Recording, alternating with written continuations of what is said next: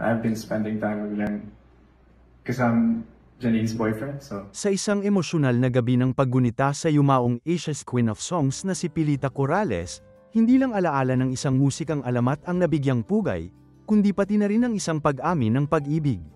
Sa gitna ng kanyang taos-pusong pagbibigay galang, nagbigay ng tribute si Jericho Rosales para kay Pilita, at sa parehong pagkakataon ay marahan at taos-pusong inamin, "I've been spending time with them because I'm Janine's boyfriend."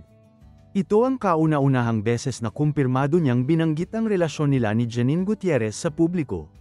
Kasunod ng mga buwan ng usap-usapan, sa isang gabing puno ng lungkot at pagmamahal, naging natural ang kanyang pag-amin, tahimik, tapat, at puno ng damdamin. Nagbahagi rin si Jericho tungkol sa kanyang ina na may Alzheimer's, at kung paano nagbibigay saya at koneksyon ng musika ni Pilita sa kanyang ina, sa kabila ng karamdaman. Mainit ang naging palakpakan ng mga dumalo, tanda ng suporta at pag-unawa, sa alaala ni Pilita at sa bagong yugto nina Jericho at Janine.